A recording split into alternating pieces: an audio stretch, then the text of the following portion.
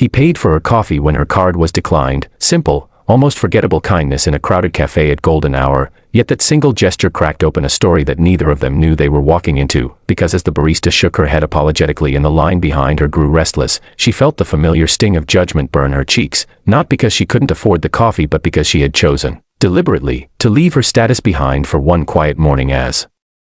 an ordinary woman, dressed plainly, hair loose, no entourage, no assistants, no platinum card announcing the truth she usually carried like armor, and in that small moment the man behind her, a security guard with a calm presence and tired eyes, stepped forward without ceremony and said he'd cover it, sliding a few bills across the counter before she could protest, not looking at her as if he expected gratitude or anything at all, just a nod, a half smile, the kind that says we've all been there, and she thanked him softly, accepting the cup with a nod that held more emotion than she meant to show, because kindness without conditions had become rare in her world of boardrooms and negotiations and power plays, and as she stepped aside to wait for a drink she watched him walk away toward the door, shoulders squared, back straight, security stitched across his shirt like a label that defined him to everyone else, and yet in that moment he had been something else entirely, a reminder of a version of life she had once lived before money rewrote the rules, and she didn't follow him out, didn't chase him down to insist on repaying him, because a strange instinct told her this was a moment meant to linger, meant to teach her something, and when she finally took her first sip she felt the warmth settle deeper than coffee ever could, stirring memories of the years she'd spent building her empire from nothing, sleeping in her car between shifts, counting coins, learning the hard way that the world treated you differently when it thought you had nothing, and later, when she had everything, treated you differently still, so she stayed, found a seat by the window, watched the sunlight slide across the wooden floor, and when he returned a few minutes later to grab his own drink, surprised to find her still there, she smiled again and offered him the empty chair across from her, a silent invitation that he hesitated over before accepting, because something about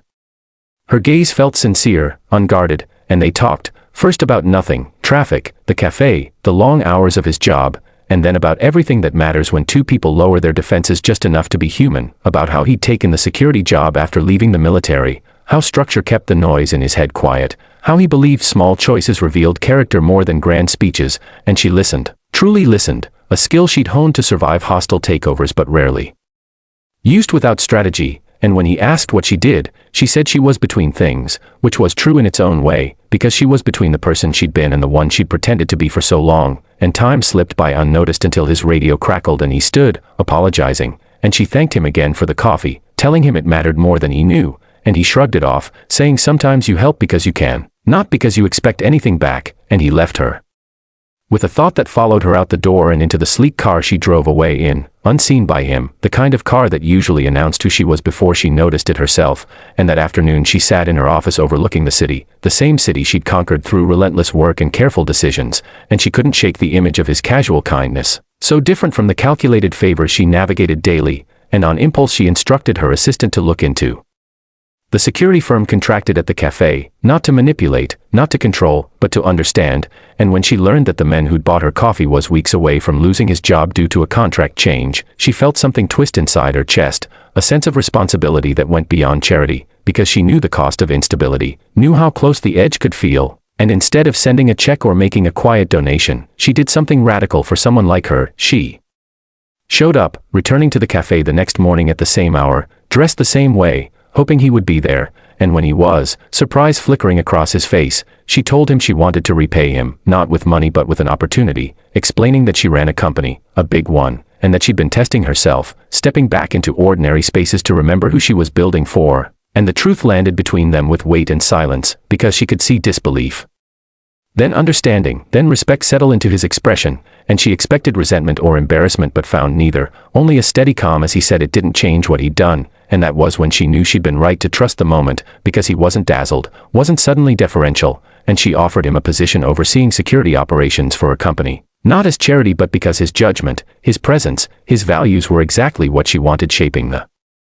culture she'd sometimes lost control of, and he asked for time, because integrity mattered to him, and when he accepted days later it wasn't because of the money but because she'd met him where he was, and as weeks turned into months, their professional relationship grew into something deeper, rooted in mutual respect and shared history, and she revealed, slowly, the parts of her story she rarely told, the loneliness of success, the fear of being loved for what she could provide rather than who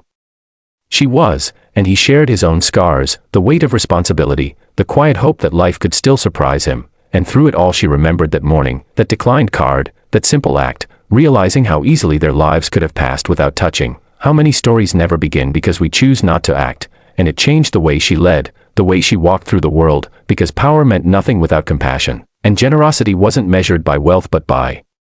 willingness. And as she stood one evening on the balcony of her office watching the city lights flicker on, she smiled at the truth she now carried proudly, that the richest moments in life often begin with the smallest kindness. And if this story moved you, if you believe that simple choices can change destinies and that humanity still matters in a world obsessed with status, make sure you subscribe to the channel, because more powerful, heart-touching stories like this are waiting for you. Stories that remind us who we are, who we can become, and why kindness is always worth the risk.